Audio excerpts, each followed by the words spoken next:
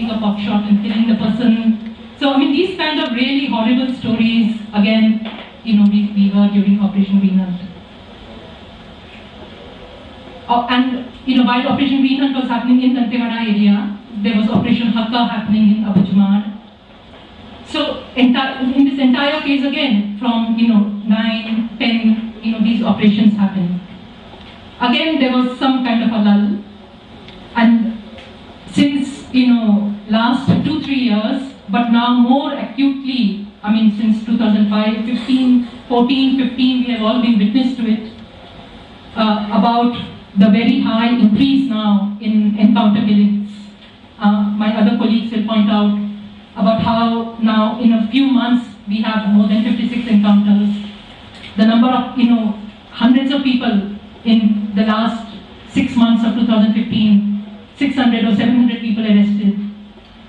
Lately now, this indirect means of fake surrenders and so on. So, and all these new formations, and through them the pressure that is being put on, activists.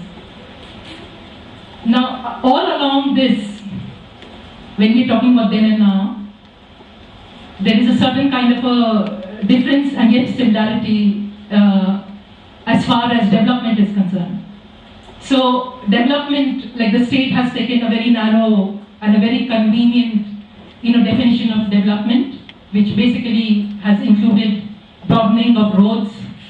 So, Dantewada today looks quite a hideous sight to me.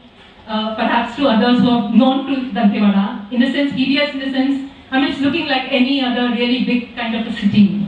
It's not big in dimension, but it's small, but you have this really large, very wide kind of roads. It's very swanky now. You see this very, sophisticated, very that kind of finished kind of buildings, like the Livelihood College, and so suddenly it's taking on, a very different kind of look. So development is now, so it's narrowly being seen as, these kind of big roads. And again, I wonder why they need a road with a 4-way. So there's some kind of a future strategy, something in mind. But Dantewada is looking like that. Bijapur is, all these district headquarters are now beginning to look like that. So besides that, certainly some efforts in education, some effort in health, all that has been done, and we have to acknowledge that something like that has been done. But what has not been done, and what there is a similarity in it, a glaring similarity in the last 10 years, is what is the other end of the story, what we talk about the loot and the plunder that is going on, of Adivasi resources. So in that, there's completely, without any kind of regard for the basic rights of the tribals, which are enshrined, very much, since this entire bastar is under the 5th schedule of the Indian Constitution. The bastar tribals enjoy the rights that the tribals of mainland India do under the PESA Act of 1996, the historic PESA Act of 1996, the Forest Rights Act of 2006.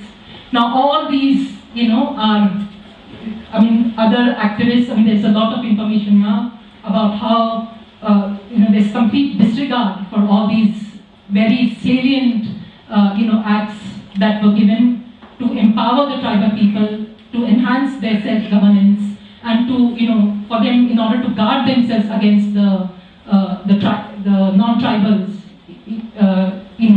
and the companies and so on who are coming into the land for their resources. So, just ask a very